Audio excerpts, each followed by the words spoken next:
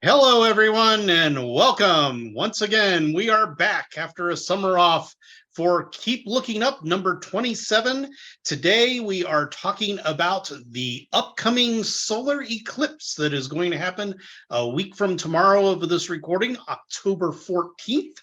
So we're going to bring you up to speed on that. We hope you enjoy it. Just so you know, we have both of our fantastic people from the planetarium here with us today. First off, we'll have Jordan here. Jordan is up there next to me. Everybody say hi, Jordan. Hi. And we also have the one, the only Aubrey. Say hello, Aubrey. Hello. There you go. Don't forget to unmute. That's always good. So before we get to Jordan and Aubrey doing the star talk for this evening, and then I'm going to tell you about eclipses and what to look forward to coming up on the event coming up on next Saturday, the 14th. We have some news.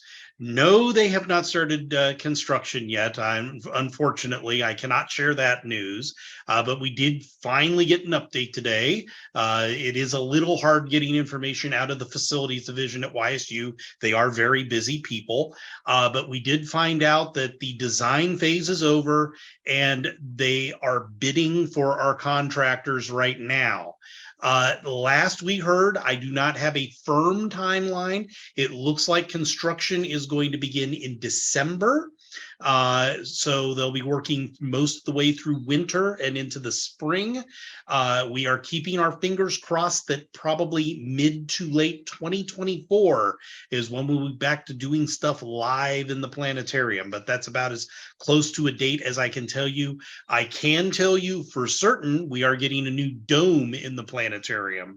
But other than that, it's going to look quite a bit different, but I can't tell you how different yet because I don't know what other things are doing quite yet.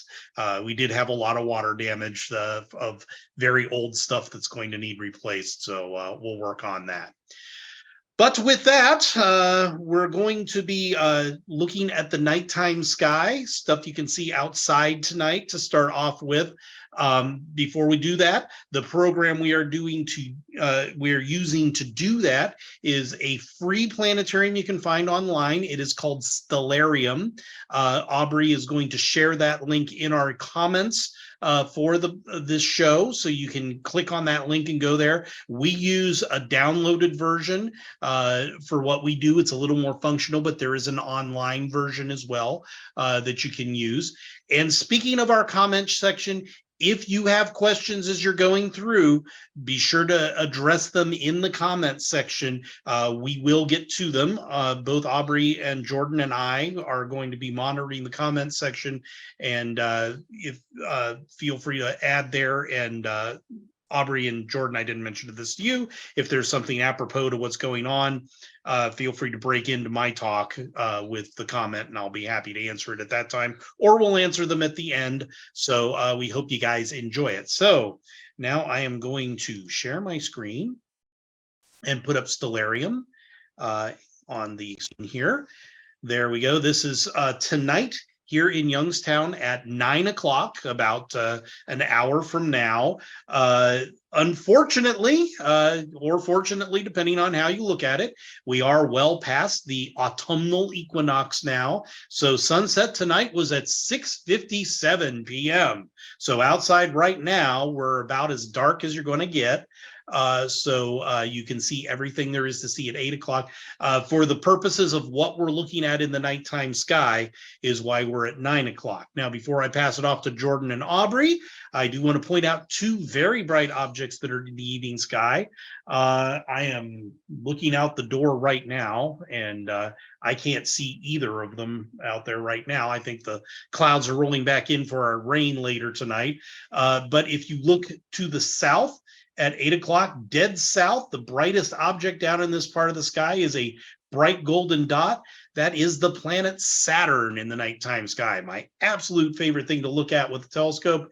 If I zoom into Saturn, this is the cool thing about this program, you can see the stars about it. You could actually use this to navigate the real night sky. So I'm going to zoom in. There's Iapetus and Titan, two of the moons of Saturn. And this shows you a lot of them. If you have a really good telescope, you can actually pick out the rings very easily of Saturn. Even better telescope will show you this gap in the rings. That's called the Cassini division. And most telescopes will show you Titan pretty well. Excuse me, a little sneeze there. But this will just look like another star to you. I always have a hard time with the moons of Saturn when I see them distinguishing which is a moon and which is a star around there. But like I said, my absolute favorite target to look at with a telescope in the nighttime sky. But it is not even the brightest planet in our evening sky. If I keep coming back out to the south, we move a little bit over to the east. And Jordan and Aubrey, I'm still moving, right? When I did that, everything moved and everybody can see everything. You guys are still there, right? You have to unmute and let me know. Yep, we can see it. Okay, Yeah, very good. all good. I had problems with this the last time I showed this program, so I wanted to make sure we could see it. So here's Jupiter. Jupiter is the fourth brightest object in the entire sky. The only three things brighter are the sun and the moon, obviously. We'll talk about that in a few minutes. And Venus, which is that incredibly bright thing in the eastern sky at dawn right now. I had somebody call me about that in the planetarium just last week. Now, if you have a decent telescope, you may be able to see the cloud bands on Jupiter, but you most definitely will be able to see these four moons. They are called the Galilean moons, four of the largest in the solar system. The biggest moon in the entire solar system is this one right here called Ganymede. Callisto is another huge one. Europa is a very important moon to us here on Earth because we now know there is liquid water under the surface of the ice on Europa, and there's a mission called the Europa Clipper that is planned to launch to go to that moon in the next few years. And down next to Jupiter is Io, which is a very volcanic moon. Looks like a pizza when you see it too. You won't be able to make out any detail on those with any telescope from Earth. It takes missions going to that or the Hubble Space Telescope or the James Webb Space Telescope to see detail. But you can see those four, and these change from evening to evening. Io whips around Jupiter about twice a day from our perspective, and each of these moons, so they change positions. It was this changing of positions, Galileo realized what he was looking at in the nighttime sky. Back then, everybody believed that the Earth was the center of the universe and everything went around the Earth, but he spotted this and realized, hey, these things aren't going around Earth, they're going around Jupiter, and began astronomy as we know it today when he did that. So that is the two planets. I'm going to come back to the south. Saturn is due south at 9 o'clock. Jupiter is almost due east at 9 o'clock. But while that works here on our program, since you probably don't have a giant S in your backyard, that's not going to do you a lot of good when you go outside at night. So I am going to pass you off to Jordan, who is going to tell you how you can find your direction in the nighttime sky. So if you would like, excuse me, to find your where you are in the sky, we are going to find the Big Dipper. And we all know what the Big Dipper looks like, I'd like to hope. Looks like a big spoon, a big ladle. And we find that, and once we go up from the two rightmost stars, we make a line going almost straight up. We see the North Star. And that's how we know what direction we are facing. And in between those two, we find a built-in constellation of Draco, which is also the name of my cat. And if you do want a little cheat sheet, Stellarium has a very nice app that it gives you all of this. And if you point your phone camera at it, it can point you out the constellations, and you'll see just about the same thing we're looking at now. And if we go back to this North Star, which is, again, directly due north, and it is circumpolar, so it will stay directly north. If we go up just a little bit further, we will find Cepheus, which Aubrey will then talk to you about.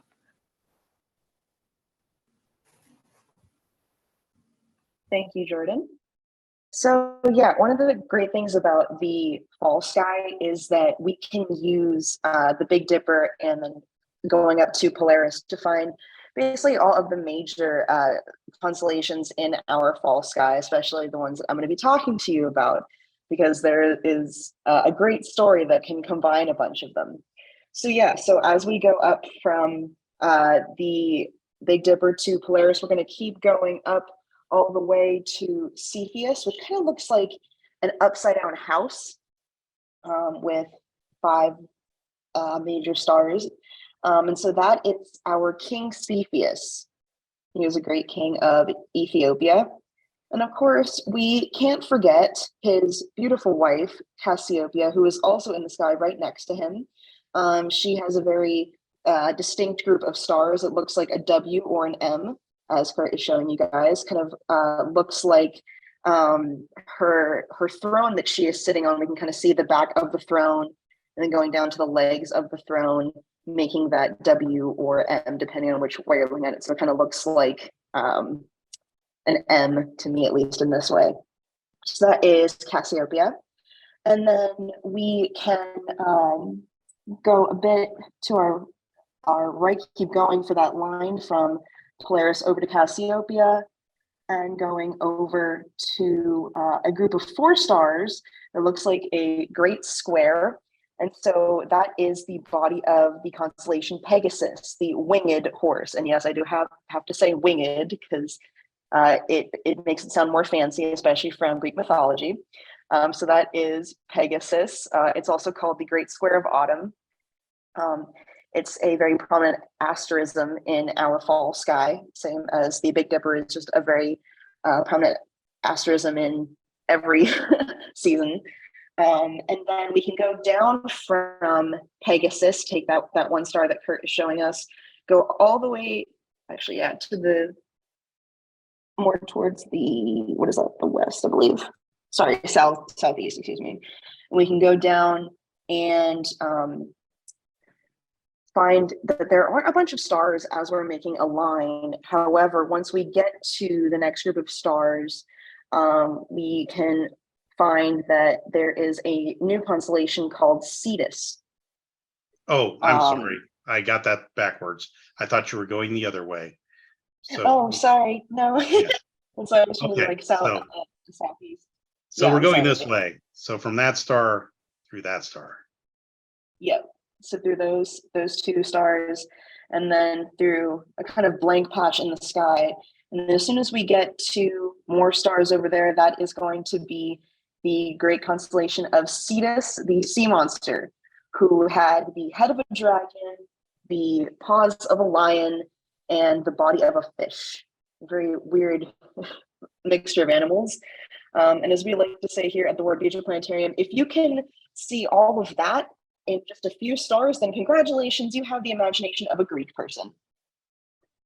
Now, if we go back up to Pegasus, we can find a very bright set of stars that I should have gone to first. Sorry about that, Kurt.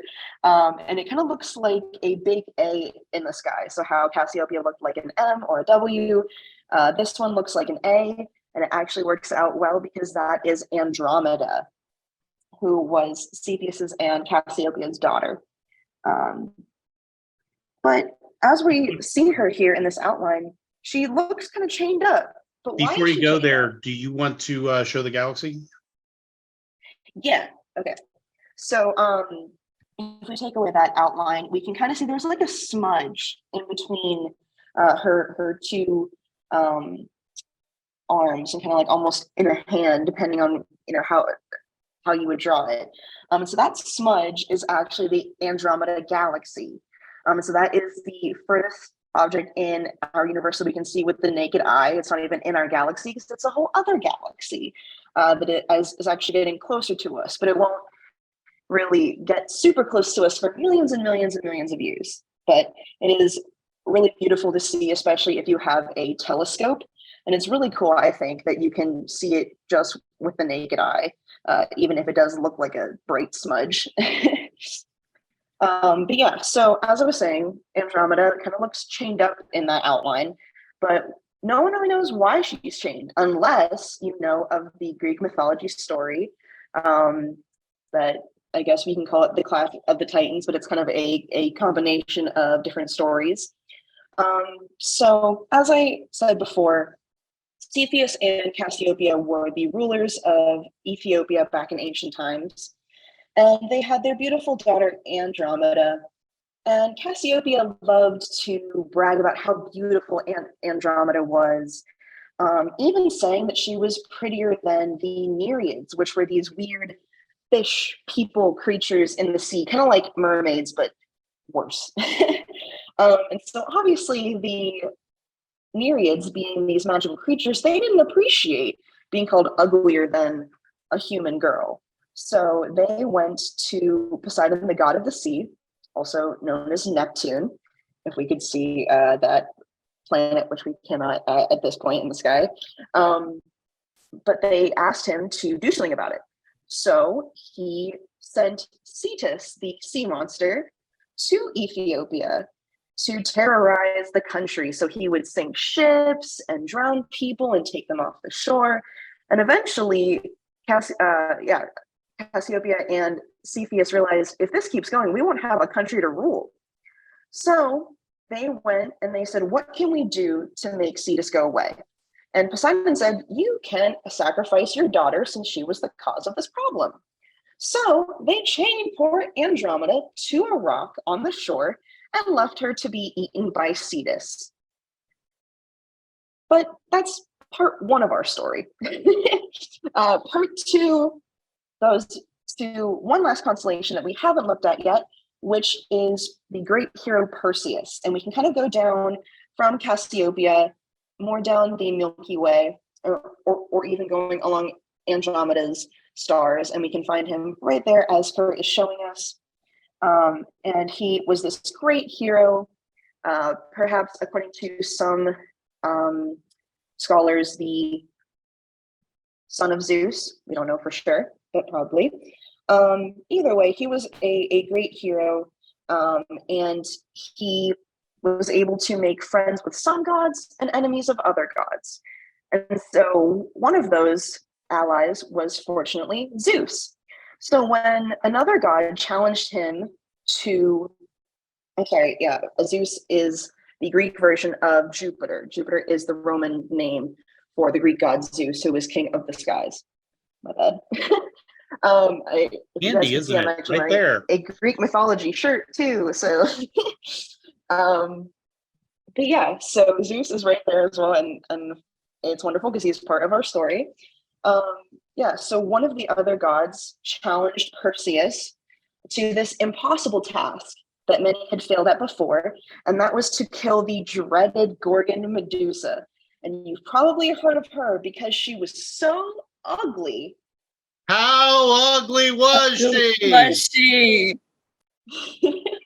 Thank you, my Greek choir. She was so ugly that she turned people to stone whenever they looked at her.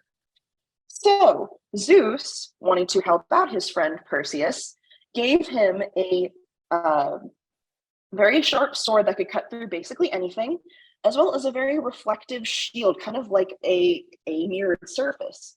And so Perseus, knowing that these things would help him, he brought them to Medusa's lair, and he wasn't an idiot like all the other people trying to kill Medusa before him and just running into her lair to catch her. No, he used the shield and looked at its reflection to find her. And seeing her in that reflection, he snuck up behind her, and this is the gross part of the story. He chopped off her head and killed her.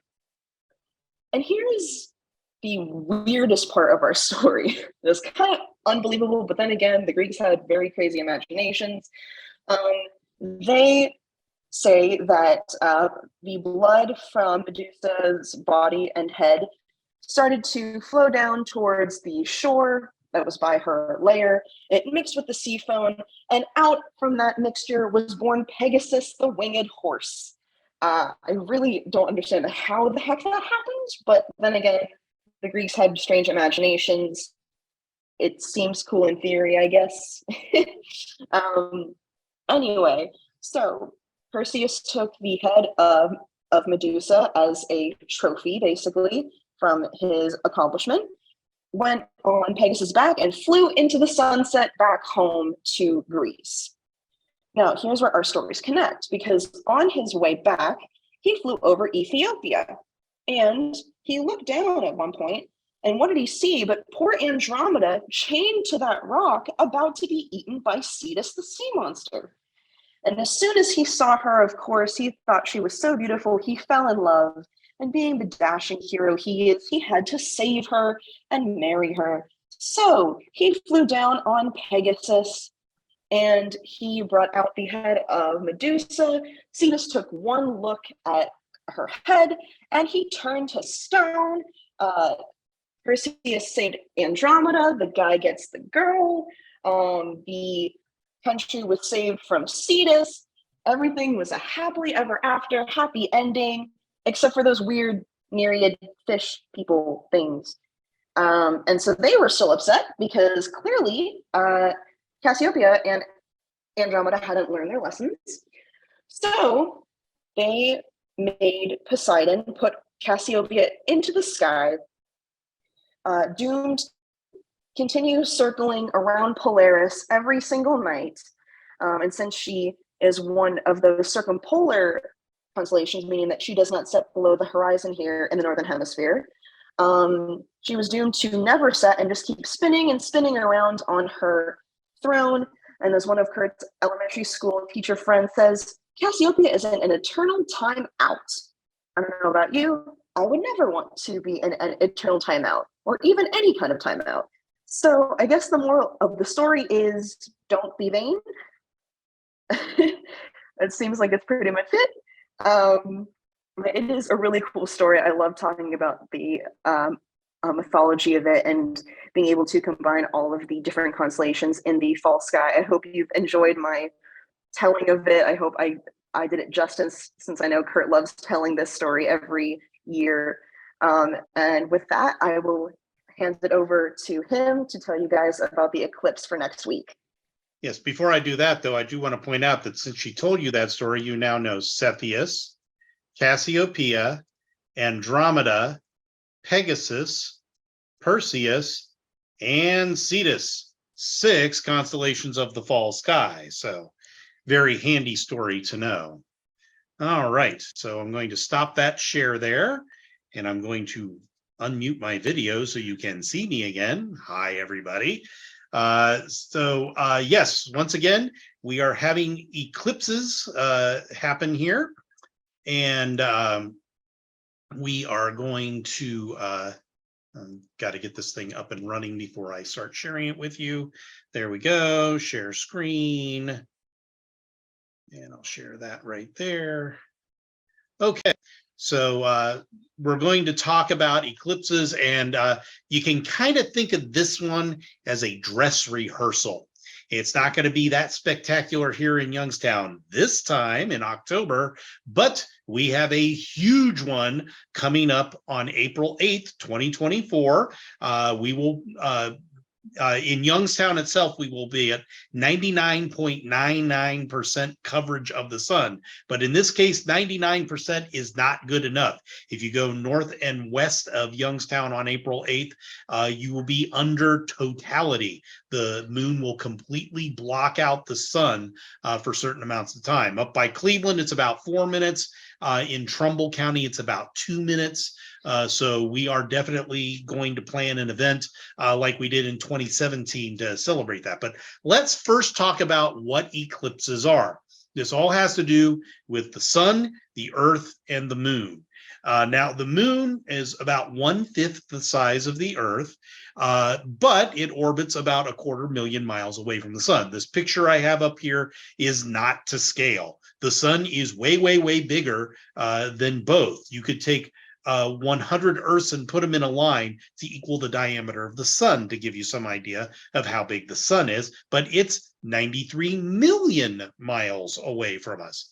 But it just so works out that the size of the moon, the size of the sun, and the distances away from the earth work out that sometimes the moon appears in the sky as the same diameter as the sun. And because of that, there are times that the 3 bodies interact and shadows get involved. That's what creates an eclipse. Now, the easiest way to remember eclipses is the name of what's being blocked is the name of the eclipse. So if the earth passes between the sun and the moon, like we have down at the bottom, that is a lunar eclipse. The moon passes into the shadow of the earth. Now, I will point out to you that when a lunar eclipse happens, the earth, half of the earth blocks the moon completely. People on half of the earth can see a lunar eclipse when it happens. It's a widespread event and everybody can see it. The moon does not disappear during a lunar eclipse, however, because the atmosphere of the earth bends the light of the sun, and red light gets bent more, blue light doesn't get as bent as much. So the red light will hit the moon, the blue light will go off into space, and the moon will appear red during a lunar eclipse. It is the exact same effect that gives us red at sunsets. Red light's bent more, the blue light's going off into space. It makes our sunsets look red. But half of the planet gets to see that when that happens. A solar eclipse happens when the moon passes between the earth and the sun. But when you do that, the moon's so much smaller, just a tiny portion of the earth falls under the moon's shadow. Now, so only a few people get to see a solar eclipse. Always, always, always, when eclipses happen, they happen in pairs. Whenever you have a solar eclipse, either 2 weeks before or 2 weeks after, you're going to have a lunar eclipse. Now, there are full eclipses and there are partial eclipses. A full eclipse is when the object is completely blocked, like these 2 examples are showing here. A partial eclipse is when it just glances. This does not happen every month, though, because the moon's orbit to the sun is around the Earth to the sun is tilted. So most of the time, the moon is passing above or below the sun, and it doesn't block it at all. A solar eclipse can only happen when you have a new moon. The moon is between the Earth and the sun when there's a new moon. All the moon does is reflect sunlight, so we can't see the moon at all during a new moon. But that's the only time the moon is in between the Earth and the sun. Lunar eclipse only happens when you have a full moon. The full moon is opposite the sun in the sky, which is why it's completely lit up. So you can only have a lunar eclipse during a full moon. You can only have a solar eclipse during a new moon, because all the moon does is reflect sunlight. So something to bear in mind there as we're talking. Now, getting back to the eclipse coming up next week on October 14th, back on 2 weeks ago, we had the super harvest moon, if you remember. The moon's orbit around the Earth is not a perfect circle. It's a little bit egg-shaped. So sometimes the moon is a little bit closer to us. Sometimes the moon is a little bit further away from us. When it's a little bit closer to us, the moon appears slightly larger in the sky. That's how you get a super moon. And during the harvest moon, when it was full 2 weeks ago, the moon was on close approach to the Earth. So it was at its closest point, hence super harvest moon we had. What's going to happen next week, though, is because of that, the moon's going to be at the furthest point from its orbit when the eclipse happens. So we call that aphelion, by the way, not a term you need to know, but perihelions when it's close, aphelions. Oh, excuse me. Perigee is when it's closest. Apogee is when it's furthest. Helion, sun, G is Earth. So apogee, the moon's going to be at apogee. And because of that, while the moon is going to pass completely in front of the sun, because it's further away, it can't completely block the sun. And because of that, well, first, let's see where the eclipse is going to happen before I get to that. So this is the path of the eclipse on October 14th. If you are in Oregon, Nevada, Utah, New Mexico, or Texas, the sun is almost completely blocked along that path. But that doesn't mean we're not going to see anything. Up where we are, we're going to have about 45% of the sun blocked by the moon. Now, even if it's a clear day, this is not something that is, well, might see that much of the sun blocked. It might not seem, it might seem like it's kind of like a cloudy day when it's completely clear. It's going to block a little sun. It's not quite as good as we had back in 2017 when we had about 75% of the sun blocked during that particular eclipse. But because the moon is further away at apogee, people under the path from Oregon to Texas, the complete eclipse is going to look like this. We call this an annular eclipse because there is still a circle of the sun that is peeking out around the moon. We also call this the Ring of Fire eclipse. And no, I'm not going to sing Johnny Cash for you. So even when the moon is almost completely blocking at the sun, if any of the sun is showing, you do not want to look at this without protection on your eyes. Even a little bit of the sun can hurt your eyes very badly because it is the brightest thing in the sky.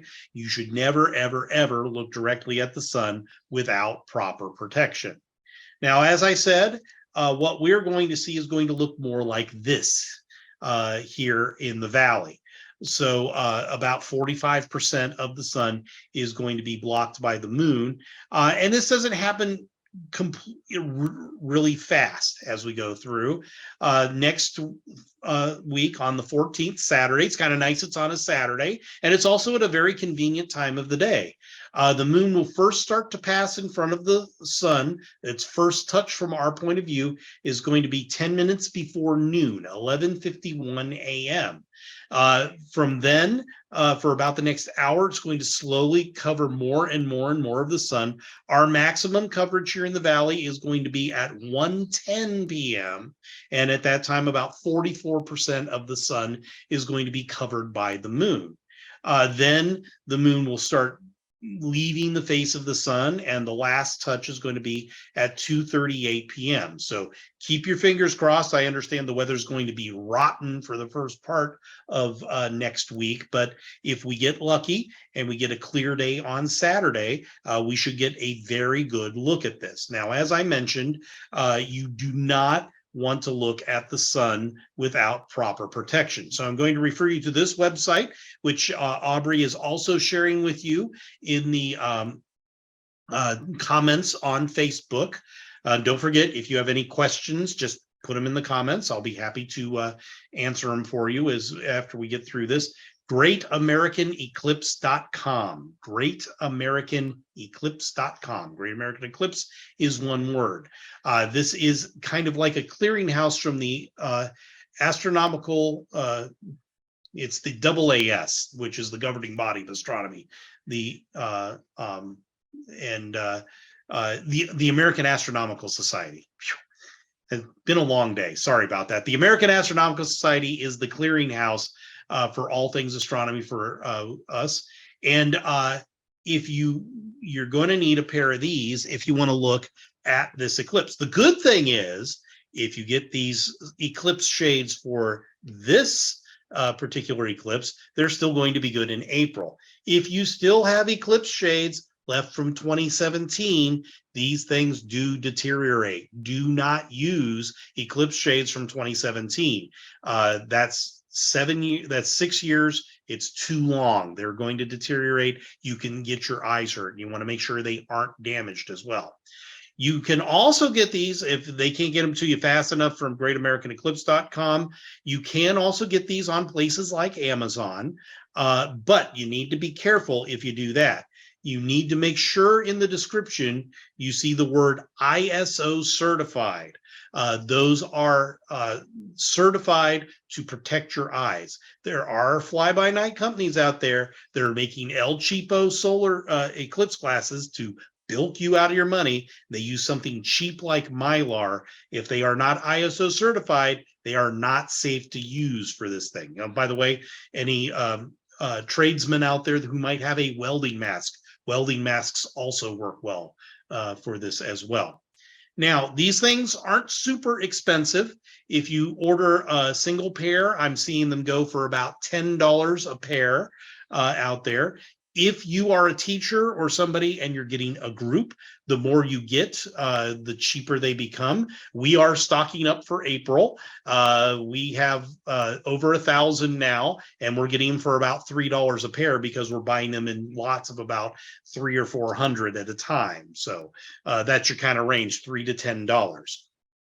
So this is what I recommend. However, you don't need eclipse shades to view the eclipse. There is actually a cheaper and simpler way to view it, and that is what we call a pinhole projector. And this was my buddy Tiffany at our event in 2017. All you got to have are 2 paper plates or 2 disposable plates and a thumbtack, basically. And I rolled backwards. How about that? What you do is you poke a hole in one of the plates and you hold them as you see Tiffany holding them here. And you then put the pinhole so it's shining on the other plate, and you can actually watch the eclipse happen with that. That way you're not directly looking at the sun, and you can watch the eclipse happen as it goes, and it only costs you a couple of paper plates. Now, you don't want to get the El Cheapo plates either, because if the plates are too flimsy, the hole will be kind of ragged and you won't get as good a thing. By using these good heavy duty, we use the Chinette plates here, really heavy duty, almost cardboard plates, or you could use plastic plates too. The disposable plastic plates will work very well for this too. Just poke a hole in there. Well, some of those are translucent. That might not be the best thing. You need one, make sure it's opaque, so all that's coming through is the pinhole, so you can see like this. For those of you with telescopes out there, there are a couple of different types of filters you can use. White light filter is called the solar filter. You'll want to get one sized for your telescope. We will have lots of those ready to go for April of next year, because we know we expect a lot of people wherever we end up holding our eclipse viewing, and keep your fingers crossed that we get good skies on April 8th too, by the way. But there's another type of filter called a hydrogen alpha filter, which shows you a specific wavelength of the sun, and you can actually see solar prominence and stuff. The added bonus, if you do have a telescope, we are heading to solar maximum in a year and a half. So there's actually a lot of sunspots going on right now. So it's a good time to view the sun as we look through that. So that gets you ready. So I'm just going to back up a slide here. It takes me a minute to back up to this one again. So you can see, once again, we're talking next Saturday, October 14th, from about 10 of noon to about 2:30, with maximum coverage at 1:10 p.m. So if you can pry yourself away from the Ohio State game, or the YSU plays in the evening this day, so that's handy. We're not interfering with our Penguins as the eclipse happens. It's a good time to go outside, and if you have the proper protective wear or the proper observing instruments, be sure to check out the eclipse. So with that, I will call this back up here. And I gotta do this to get out of this. So do we have any questions from the gallery? How do I get out of that? Maybe I can do that. Yeah. Okay, anyway. So that's what we have going on. I'm happy to answer any questions. Aubrey and Jordan, do we have anything from the people? There we go. I can get over to this. And I have that muted. So I want to go over to this. We don't have any questions, but Matthew did say, I made a pinhole projector when I was at worksite in 2017, and everyone thought I'd gone crazy walking around holding two plates apart and staring at one. Yes, that happens. Unfortunately, when you get to be an astronomer, these sort of things happen. So we do hope you will get out and see the eclipse. This appears to be running a little bit short from our normal things, but we will let you know. Trust me, we will trumpet from the high heavens when we actually have a date that we're going to reopen the planetarium. It's like the Bionic Man. We can rebuild it. We can make it better than it was. And we're going to do that for you guys. So be sure to stay tuned. We'll do that. And speaking of stay tuned, we are going to be doing another Keep Looking Up next month here at on Facebook. It's going to be Friday, November 3rd at 8 p.m. And November is the month of the Leonid meteor shower. So we are going to be talking all things meteor here for Keep Looking Up 28 on November 3rd. So we hope you will join us again for that. Before we end real quick, I did end up yes. getting a question. Sure. So James asked, I bought low power eclipse binoculars in 2017. Do they degrade? If you have like glass covers on the end, they will not. If they are made of something like mylar will degrade. So if it's just kind of like a foil-like thing, probably. If they are like proper astronomical filters, they will not. Our solar filters we use on our telescopes are glass and designed to reflect 99.9% of the sunlight coming in, so you do not hurt your eyes. Anything else? That's all we got right now. But yeah, if there are any further questions, even after we stop live streaming, we'll be looking at the comments. I'm sure one of us will eventually get back to you as well. Yes, and thank you all for watching. We're sorry we have to do it this way. We hope we will be back doing it live for you shortly. But until the next time we are sharing, Jordan, come on back. There's Jordan. Everybody wave and be sure to keep looking up.